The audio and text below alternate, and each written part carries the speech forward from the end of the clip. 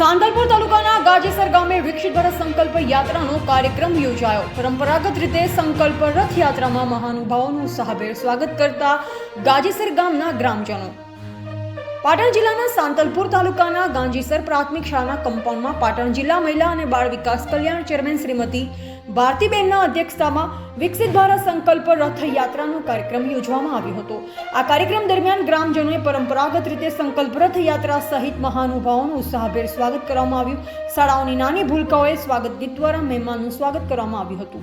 આ પ્રસંગે તાલુકા અગ્રણી મેવાભાઈ આહિર અને મદદનીશ તાલુકા વિકાસ અધિકારી દ્વારા સરકારી વિવિધ યોજનાઓથી માહિતગાર કરી ગ્રામજનોને ઘરે બેઠા લાભ લેવા અનુરોધ કરતા જણાવ્યું હતું કે સંકલ્પ યાત્રા થકી આરોગ્ય માટે આયુષ્માન કાર્ડ, ગ્રામવાસીઓને બેંકમાં ખાતું ખોલાવવા માટે જનધન એકાઉન્ટ, ઉજ્જવલા યોજનાઓ વગેરે સરકારી કામ માટે સરકારના તમામ વિભાગના કેબલો ગાંજીસર ગામમાં છે, જેનો મહત્તમ લાભ લેવા મારી અપીલ છે।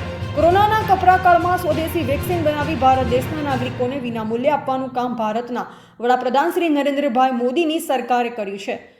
ઉપરાંત વિશ્વના અન્ય દેશોને વિનામૂલ્યે વેક્સિન આપી ભારત દેશનું નામ રોશન કર્યું છે। પ્રાથમિક જરૂરિયાતો પૂરી પાડવા માટે કેન્દ્ર અને રાજ્ય સરકારની અનેક યોજનાઓ અમલમાં મૂકવામાં આવી છે, જેનો મહત્તમ લાભ લેવા ઉપસ્થિત લોકોને અનુરોધ કર્યો।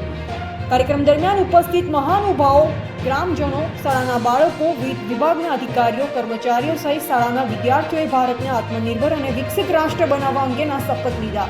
સંકલ્પ યાત્રા એટલે સરકારનો અડગ નિર્ધાર પાત્ર ધરાવતા નાગરિકોને ઘરે બેઠા લાભ અપાવવાનો છે, જેને અનુલક્ષી વિવિધ કાર્યક્રમો યોજાયા હતા, જેમાં મેરી કહાની મેરી જુબાની હેઠળ આયુષ્માન કાર્ડ, પ્રધાનમંત્રી આવાસ યોજના, પ્રધાનમંત્રી કિસાન સન્માન નિધિ સહિતના વિવિધ યોજનાના લાભાર્થીઓએ સફળતાના પ્રતિભાવ રજૂઆત કરી ગ્રામજનોને લાભ લેવા પ્રોત્સાહિત કર્યા।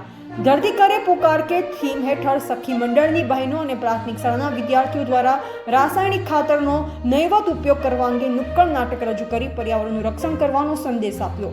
મહાનુભાવના હસ્તે ગામના વિવિધ યોજનાઓના લાભાર્થીઓને લાભો એનાયત કરવામાં આવ્યા હતા। આરોગ્ય વિભાગ દ્વારા વિનામૂલ્યે આરોગ્યની સેવાઓ આપવામાં આવી, તેમજ પશુપાલન, આરોગ્ય, ખેતીવાડી, અન્ન, નાગરિક પુરવઠા અને ICDS વિભાગ દ્વારા સ્ટોલ ઊભા કર્યા હતા।